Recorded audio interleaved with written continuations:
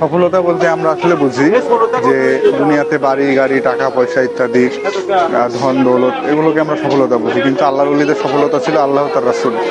আল্লাহ তার রাসূলকে যদি পেয়ে যাই তার মতো সফল কাম পৃথিবীতে আর কেউ নাই। কারণ পুরো সৃষ্টি জগতের একমাত্র একক এবং অদ্বিতীয় অধিপতি হচ্ছে আল্লাহ পাক। উনি পুরো সৃষ্টি জগতের রব। সে রব যদি কারো হয়ে যায় তো সমস্ত সৃষ্টি জগৎ তারই হয়ে যায়। মাল্লাহুল মাওলা ফালাহুল কুল। মহান প্রভু আল্লাহ পাক যার হয়ে যায় সৃষ্টি জগৎ তারই হয়ে যায়। তো আল্লাহর ওলিরা সাধারণ একটা পোশাক পরে আল্লাহ রাব্বুল আলামিন কালামুল্লাহ শরীফ একটা কোরআন শরীফকে বুকে ধারণ করে নবীজির প্রেমকে বুকে ধারণ করে পৃথিবীর বুকে বিচরণ করেছে। তারা যেখানেই গেছে সেখানেই আল্লাহ পাক তাদেরকে সফল কাম করেছে। তো সুতরাং আমরা যদি জীবনে সফলতা অর্জন করতে চাই আমাদেরকে আল্লাহ তার রাসূলকে পাইতে হবে।